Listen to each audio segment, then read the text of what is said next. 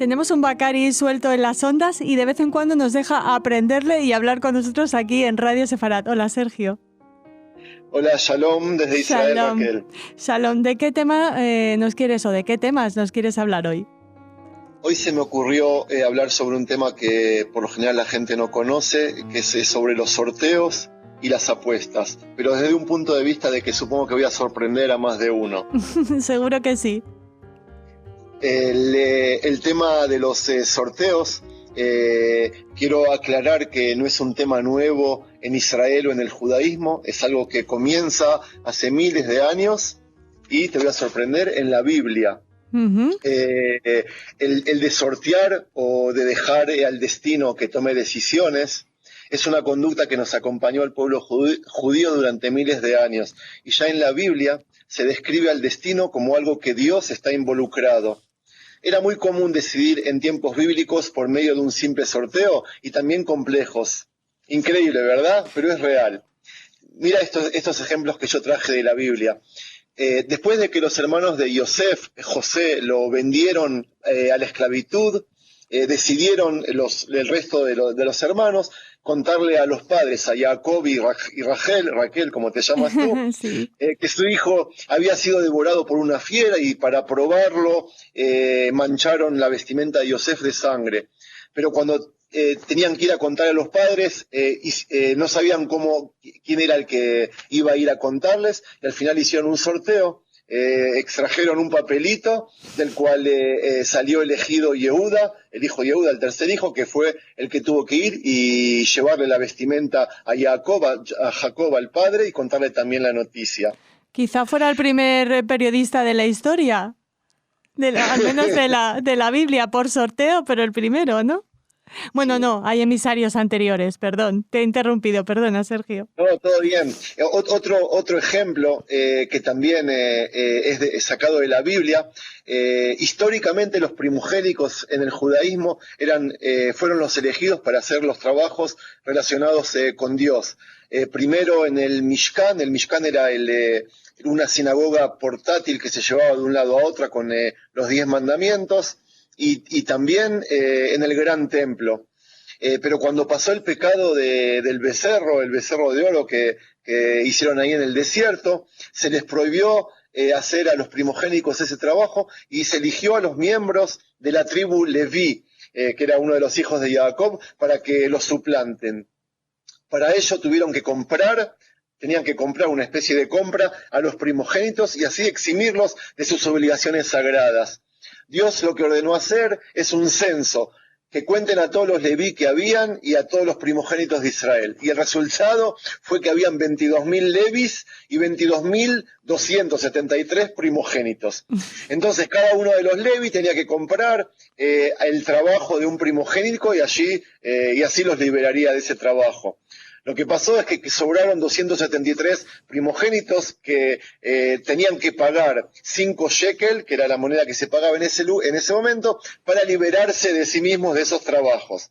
Lo que hizo Moisés, que era el profeta, el líder del pueblo, le preguntó a Dios qué hacer para elegir a esos 273 primogénitos. Entonces lo que Dios le aconsejó fue hacer un sorteo, y eso fue lo que hizo Moisés. Organizó un sorteo para todos los primogénitos, 22.273 papelitos, que estaba escrito, en serio, 22.000 veces estaba escrito la palabra Leví, y el resto 5 shekel, que era la moneda. Y cada uno de los primogénitos tomó un papel de la urna y así sabía cuál era su destino.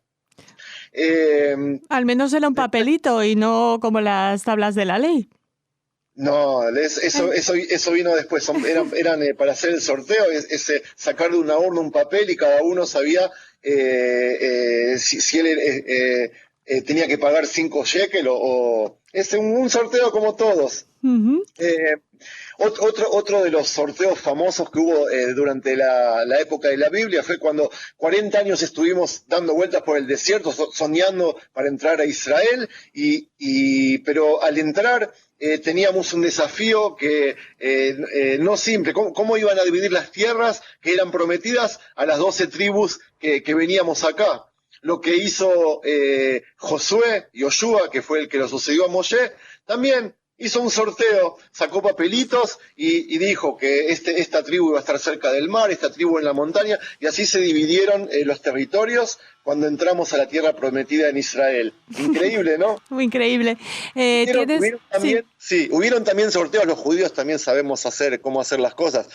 Hubieron sorteos también que el resultado ya era sabido de antemano. Por ejemplo, se hacían sorteos en muchas ocasiones para demostrarle al pueblo que era el destino quien decidía, y como te dije al principio, el destino era el deseo de Dios. Por ejemplo, el primer rey de Israel, que se llamaba Shaul, a ese rey lo encontró el profeta Samuel, ¿ok? Samuel encontró a Saúl y él quería que él sea el rey. A pesar de eso, cuando lo quiso presentar al pueblo, le contó al pueblo cómo lo eligió. Medio mentiroso, pero así fue lo que dijo. Dijo que hizo un sorteo, varios sorteos. En el primer sorteo ganó la tribu de Benjamín, que era a la que él pertenecía. En el segundo sorteo ganó la familia Ametri, que también él pertenecía. Y en el tercer sorteo salió elegido Saúl, que dijo que parecía ser que Dios lo eligió y por eso iba a ser el primer rey de Israel. Y el último ejemplo que te quiero dar de sorteos, que gracias a ese sorteo ganamos una de las fiestas del judaísmo más lindo. ¿Conoces la fiesta de Purim? Claro, donde se juega. La fiesta de los disfraces. Y bueno, eso también nace por un sorteo. Amán, que era el malo de la fiesta, pidió exterminar al pueblo judío. Y para decidir el día y el mes, ¿qué hizo? Hizo un sorteo. El final lo sabemos. Ese día pasó a ser uno de los días más alegres del año, en el cual celebramos la fiesta de Purim para remarcar el milagro que nos salvó de las intenciones de Amán. Y además en el que se juega mucho a la lotería y al bingo, ¿no? En las noches de Purim. Oye, Sergio, ¿crees que todos estos sorteos bíblicos han influido en el gusto de los israelíes por la lotería? Bueno, ahora vamos a pasar al año 2017, en la época de ahora. Israel tenemos un estado y realmente las loterías y las apuestas no tienen mucha relación con la Biblia, pero nosotros somos un pueblo de que sí, supongo que como el resto, tenemos apuestas y tenemos loterías, pero yo creo que lo que nos diferencia del mundo es de que en este país, en Israel, hay una sola empresa que está permitida por ley a hacer todo tipo de apuestas o sorteos. La empresa se llama Mifal HaPais. Y hay otra más chiquita que también depende de ella, que se llama Toto, que vendría a ser para los deportes. En Israel está completamente prohibido apostar en otras cosas. Además, en Israel no existen los casinos, no hay maquinitas esas de moneditas como hay en Las Vegas o en o todas esas cosas. La gente que quiera apostar y que apuesta, y somos muchos los que apostamos, lo hacemos alrededor de esa empresa, como te dije, de Mifal HaPais, que tiene un montón de opciones, ya sea sorteos semanales, mensuales, anuales y todos los conocidos por el mundo, pero es la única empresa y todo lo demás clandestino. Incluso apostar por internet está prohibido en Israel. Sergio, el año pasado sí. Esta empresa recaudó $2.500 millones solo de israelíes. Pero lo interesante de este tema es de que solo repartió en premios un poquito más de la mitad. Entonces uno se pregunta, ¿y dónde está toda la recaudación? ¿Qué hicieron con todo el resto de las recaudaciones? Interesante, esta empresa está categorizada como una empresa para el bien de la sociedad. Y esa plata que le sobra las derivan para la construcción de enfermerías, hospitales, salones de deportes, aulas en los colegios, clubes sociales, teatros, centros de música, centros de, ¿cómo se dice? Boy Scouts, donde van los chicos los fines de semana. Sí. Yo que me dedico a educación diferencial, también recibo donaciones por parte de ellos para fundar institutos de educación sexual, jardines públicos, salones de arte. Es sin fin la cantidad de obras de bien que hace esta empresa. Incluso dan becas en universidades para soldados combatientes liberados. Los apoyan en centros de capacitación o o son también de apadrinar competiciones que tienen que ver con educación o con deportes. Es la verdad, es muy lindo. Dan premios para televisión, cine, pintura. Toda esa plata, toda esa mitad de recaudaciones, como que la devuelven a la sociedad o incentivan a hacer obras de bien. La verdad es que es muy positivo. Sí. Aquí en España también el Estado recaba parte de los premios que ganamos en la lotería o en las apuestas. Uh-huh.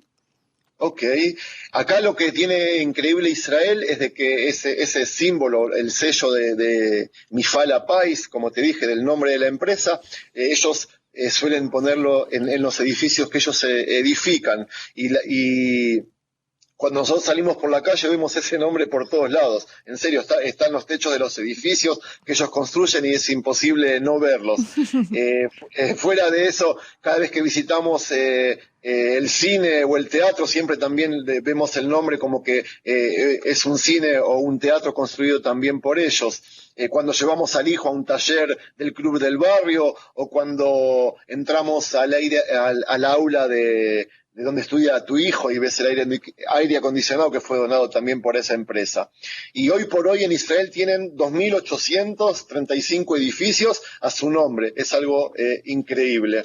Y la otra empresa que se encarga del deporte, el Toto, hace lo mismo, pero solo en el campo de deporte.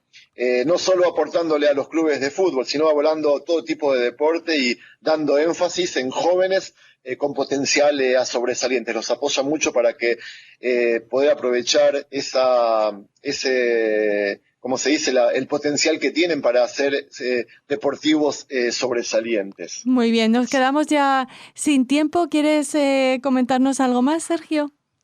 Por supuesto, Raquel. Me gusta. La palabra sorteo en hebreo se dice agralá y viene de la palabra goral. Goral significa destino. Sin embargo, la palabra lotería, que usan en todo el mundo, deriva de la palabra lot, que en alemán significa suerte. Para el judaísmo hay una clara diferencia entre el destino, la suerte y las casualidades. El destino es el deseo de Dios, como dije al principio, y no hay discusiones en el tema. La suerte ya es un tema más complicado. En el Talmud hay contradicciones. Por un lado dicen que no estamos sujetos a la suerte, a la mazal, como decimos en hebreo, pero por otro dicen que el día de tu cumpleaños tu suerte es mucho más fuerte y por eso cuando uno cumple años acá nosotros nos decimos mazal tov, como que suerte es más buena el día de tu cumpleaños. Las casualidades, según el judaísmo, no existen, nada es casual, todo tiene un motivo. Y estas son las últimas palabras que quería decirte y decirte que me encantó charlar contigo, Raquel. Igualmente, la verdad es que ha sido un placer conocer estas curiosidades en torno al destino, la suerte y las casualidades y la lotería en Israel. Bueno, Raquel, me alegra de que te haya interesado el tema y desde Israel te digo shalom y hasta la próxima. Shalom.